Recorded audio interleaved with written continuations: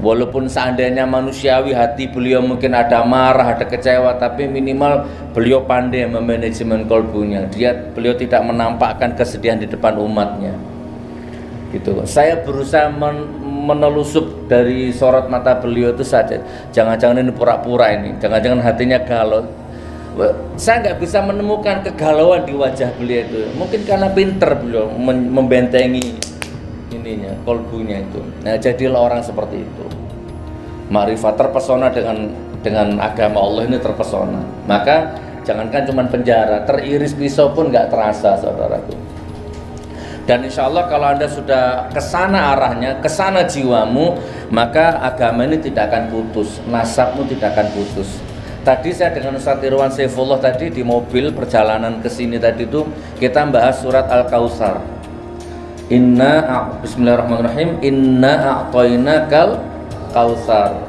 Sesungguhnya telah kuberikan kepadamu hai Muhammad nikmat yang banyak. Gitu ya. Fasholli lirabbika wanhar. Maka tegakkan sholatmu karena Allah. Nah, ayat terakhir ini luar biasa. Gimana? Inna syani'aka huwal abtar. Sesungguhnya orang-orang yang membencimu dia akan terputus. Ini ayat terakhir ini luar biasa. Bawa pulang nih. Sesungguhnya orang-orang yang membencimu hai Muhammad dia akan terputus. Jadi ini ayat ini turun, asbabun nuzulnya ayat ini ketika Nabi Muhammad itu ketika putra beliau Ibrahim wafat, kan seluruh orang-orang kafir lah, musuh-musuh beliau kan, Muhammad selesai urusanmu, selesai nasabmu, terputus nasabmu, nggak akan berkembang dakwahmu. Ya istilah begitulah, karena anak laki-lakinya meninggal wafat, maka diledek sama kafir-kafir Quraisy ini. Nasabmu, agamamu, ilmumu, dongengmu, sihirmu sudah selesai, nggak akan berkembang. Istrimu meninggal, pamanmu meninggal, amunisimu habis, gitu istilahnya gitu.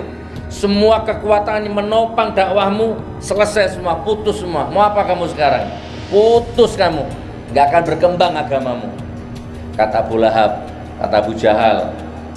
Nah, maka sama Allah dijawab dengan ayat ini gitu. Sekarang kita lihat kenyataannya, yang putus siapa? Bahkan Abu Jahal apa Abu Lahab itu? Mana sekarang? Ada nggak keturunannya Abu Jahal Abu Lahab di sini? Nggak ada. Ada satu itu ya, baru menikah kemarin ya. Iya kan? Bahkan ada salah satu anaknya Abu Lahab, Abu Jahal atau siapa itu yang malah masuk Islam. Bukan Muhammad yang terputus gitu loh, mereka yang terputus. Nggak ada. Sekarang Habib Rizik salah satunya. Banyak sekali para tabiin, para sahabat, pewaris Nabi kan sampai sekarang ada jutaan dan nggak akan pernah putus. Maka sama Allah dibalas sama ayat ini. Sesungguhnya Muhammad orang-orang yang membencimu dia yang terputus. Terbukti, ya kan? Kemarin ada yang sari kondeku lebih cantik daripada cadarmu, putus dia sekarang, murtad, nggak masalah. Nggak tahu besok siapa lagi itu. Nggak ada, saudaraku, agama Islam nggak akan terputus. Allah jaga agama Islam ini, nasabnya, ilmunya, sanatnya nggak akan terputus. Nah makanya ayo, Anda juga punya kewajiban sekarang. Apa? Lahirkan sebanyak-banyaknya Habib Rizik dari rahim istrimu. Lahirkan sebanyak-banyak ulama dari rahim istrimu. Gampang. Caranya bercinta itu sebelum bercinta mandi yang bersih, dandan yang cantik. Kalau bisa itu bercinta itu kata Ustaz Irwan itu seminggu 7 kali Ustaz. Seminggu 7 kali, sehari 3 kali ya, kayak minum obat gitu ya. Maka dijamin dengkul mulai grek sampo habis Ustaz. Barakallah. Oke. Astagfirullah ya. Takbir. Terpesona, terkesima, buat dirimu terkesima oleh agama Allah. Banyak pertanyaan, Gus Nur, apa nggak takut, apa nggak kapok? Kadang saya bukan takut Ustadz, ini bukan soal takut, bukan soal berani. Saya bukan pemberani, saya bukan penakut. Nggak tahu Ustadz, ngalir aja Ustadz, ngalir aja. Itu artinya memang, nah makanya saya jaga itu supaya semangat ini tetap ada. Saya jaga, saya ditemani oleh orang-orang ikhlas. safar dakwah dengan Ustadz Irwan, safar dakwah kemana-mana, kita putus itu akses-akses yang sifatnya duniawi, kapitalis, materialis itu kita putus, saudaraku. Kita jadi orang merdeka sampai detik ini. Ya, maka kalau Anda mau dakwahmu lurus, dakwahmu lancar, semangat girohmu dijaga sama Allah, jadikan dirimu menjadi jiwa yang merdeka. Jangan menjadi jiwa yang tergadai. Bapak Ibu, saya melihat sendiri mata saya. Tidak tahu Anda mungkin juga lihat di YouTube banyak kok. Sebenarnya di Indonesia ini banyak pondok pesantren yang besar, ribuan santrinya. Banyak kiai ulama yang sangat punya karomah, punya aura lah ya, punya kewibawaan. Banyak.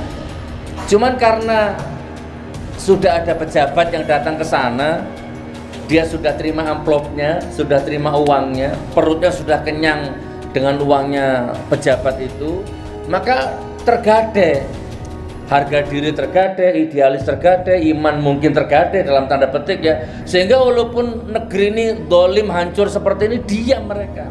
Walaupun santrinya jutaan, walaupun ilmu kitab kuningnya ngelontok di luar kepala, walaupun Al-Quran hadisnya udah hafal di luar kepala, tapi imannya terjual, akidahnya tergadai. Maka dia nggak bisa mau ngomong. Dia tahu tuh, ya Allah negeriku hancur, ya Allah bangsaku ini tergadai, ini nasib anak cucuku ngeri nih besok, nggak jelas ini, utang riba begini. Cuman begitu dia mau bersuara, dia ingat bahwa dia sudah ikut makan duitnya, maka nggak merdeka teman.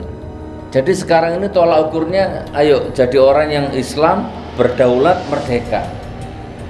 Saya sama Ustaz Slamet, walaupun dulu Pilpres dulu kita dukung Prabowo, bukan karena Prabowonya, karena ijtima ulama ada di belakang Prabowo itu.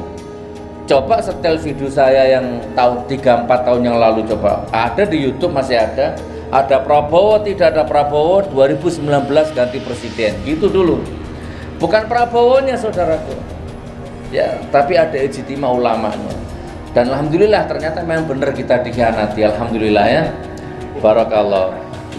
Saya datang ke Mekah, salim, cium tangannya Habib Rizik, masya Allah. Ternyata sekarang yang mendukung masuk penjara, yang didukung masuk istana. Dan saya dengar sekarang dia mau nyalon lagi. Maka sebodoh-bodohnya manusia kalau Anda milih dia, wallahi, tak bodohkan sekarang, mumpung ketemu sekarang ini ya. Jadi kalau dia nyalon lagi, pilih, berarti Anda sebodoh-bodohnya manusia, jatuh di tempat yang sama. Kok jadi ke Pilpres? Takbir. Ya gini ya, jadi mengerucut. Saya biar nggak kemana-mana, intinya buat hatimu terkesima saudaraku.